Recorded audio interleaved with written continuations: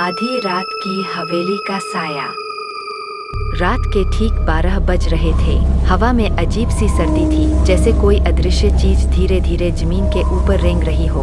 विशाल अपनी टॉर्च को कसकर पकड़े उस पुरानी हवेली के अंदर कदम रख चुका था। दीवारों पर पपड़ी उखड़ी हुई थी और हर कोने में मकड़ी के जाले ऐसे लटके थे मानो सदियों से किसी का इंतजार कर रहे हों। वो हवेली शहर से दूर वीरान पहाड़ी पर थी, जहाँ कोई रात को आता नहीं। लेकिन विशाल के लिए ये बस एक चैलेंज था। अपने YouTube चैनल के लिए हॉन्टेड हवेली एट मिडनाइट की शूटिंग करनी थी। उसने कैमरा ऑन किया और बोला नहीं, बस सांसों की आवाज रिकॉर्ड होने दी। सीढ़ियाँ चढ़ते वक्त उसके हर कदम की चर्र की आवाज खाली हवेली में गूंज रही थी। तभी ऊपर से किसी भारी चीज के गिरने की आवाज आई। ठक।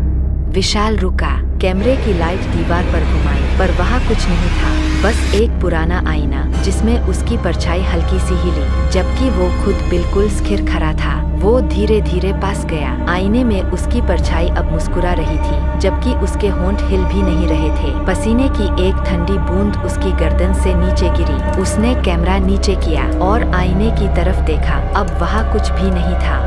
उसके पीछे कोई परछाई खड़ी थी। वो मुड़ा, कुछ नहीं, पर अब हवेली की दीवारों से धीमी धीमी सरसराहट की आवाज आने लगी थी, जैसे कोई औरत धीरे धीरे चल रही हो। विशाल के फोन की स्क्रीन अपने आप ऑन हुई और उस पर रिकॉर्डिंग प्ले हुई जो उसने कभी नहीं की थी। वीडियो में वही कमरा था, वही आईना, लेकिन आईने के अंदर एक और वो खड़ा था, जिसके आंखों में सफेद रोशनी जल रही थी। वो भागने लगा, दरवाजे तक पहुंचा, पर दरवाजा बंद था, जैसे किसी ने बाहर से बंद कर दिया हो। दीवारों से अब कानाफूसी सुनाई देने लगी। क्यों आया तू? हमारा चेहरा देख लिया। अचानक आईने में फिर से रोशनी झलकी।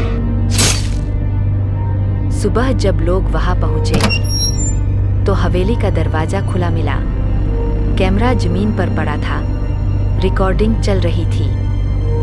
वीडियो में विशाल आखिरी बार आईने के सामने खड़ा दिखा, मुस्कुराते हुए, पर जो चीज कैमरे में दिख रही थी वो मुस्कान इंसान की नहीं लग रही थी। और आज भी आधी रात को जब कोई उस हवेली के पास से गुजरता है तो खिड़की के अंदर वही चेहरा दिखता है, सफेद आंखों वाला, शांत, मुस्कुराता हुआ।